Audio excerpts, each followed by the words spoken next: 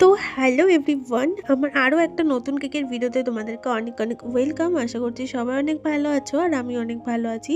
তো এটা ছিল একটা 2 পাউন্ডের উপরে রসমালাই ফ্লেভারের কেক। তো এটা কিন্তু আমার খুবই পছন্দের, মানে এই রসমালাই ফ্লেভারটা। বাট আমার কাছে কেকের অর্ডারটা আসে খুবই এমার্জেন্সি, মানে ওই দুপুর 1:30 নাগাদ আমাকে বলা হয় যে এরকম 2 পাউন্ডের একটা কেক নেবে রসমালাই ফ্লেভারের। বাট সেই মুহূর্তে আমার কাছে মানে যেই রসমালাইটা লাগবে সেটা তো অ্যাভেলেবেল ছিল না, তো সেটা কিনে আনতে হবে। তো আমারই একটা ফ্রেন্ড কেকটা অর্ডার করেছিল। তো আমি বলি যে এরকম এখনই তো মানে এত ইমার্জেন্সি অর্ডার করলি, সন্ধ্যের মধ্যে নেবে। তো সেই মতো ও বলে ঠিক আছে, অসুবিধা নেই, তোর কি লাগবে বল, আমি কিনে দিয়ে আসছি।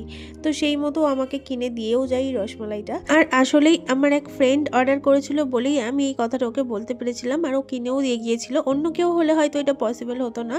তো যাই হোক, আমার এরকম প্রচুর প্রবলেমের মধ্যে পড়তে হয়, কারণ আমি যেহেতু বাড়ি থেকে খুব একটা বেরোই না। আমি ফার্স্টে একজন হাউস ওয়াইফ, তারপরে আমার কাজ। তো আমাকে সেটাই বোঝানো হয়, সেই মতোই আমি কিন্তু চলাফেরা করি।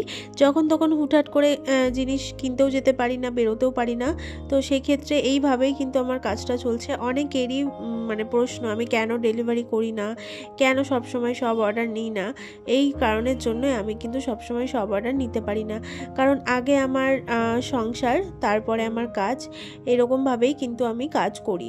মানে সংসারের কাজ সামলাতে সামলাতেই তারপরে কিন্তু আমি কেকের বিজনেসটা চালাচ্ছি।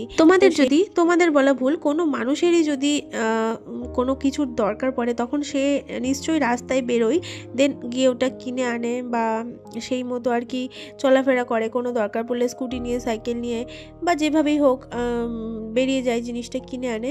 বাট সেই পারমিশনটাই আমার নেই। আমি কিন্তু সবসময় হুটহাট করে বেরোতে পারি না, যার কারণে আমাকে প্রচুর প্রবলেমের মুখে পড়তে হয় এই বিজনেসটা করতে গিয়ে।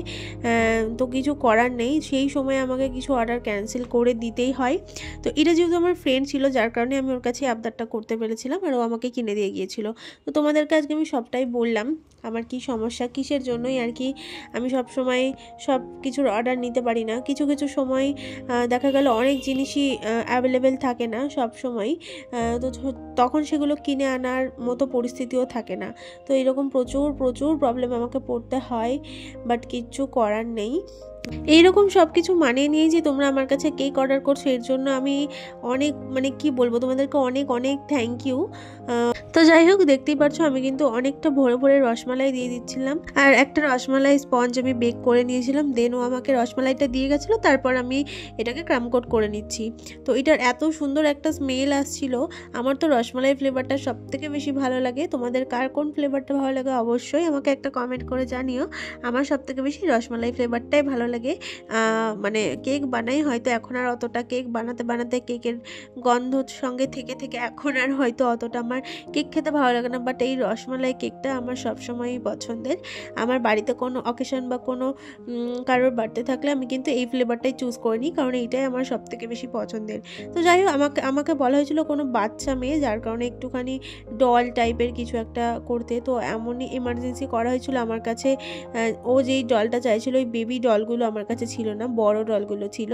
তো যার কারণে আমি ওকে সাজেস্ট করি যে এরকম টাইপের কেক নিতে পারিস। তো লাস্ট ওর পছন্দ হয়ে যায়, বলে দেয় কি আমার ইচ্ছে মতন করে দিতে।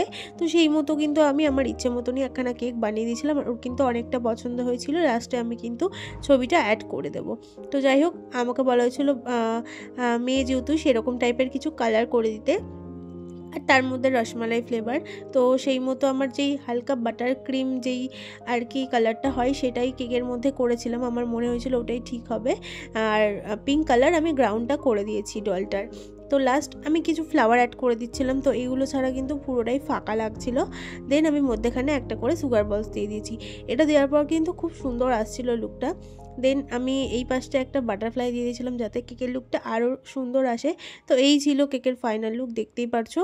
তো খুব তাড়াহুড়ো করে কমপ্লিট করেছি, জানি না কতটা কি ভালো হয়েছে।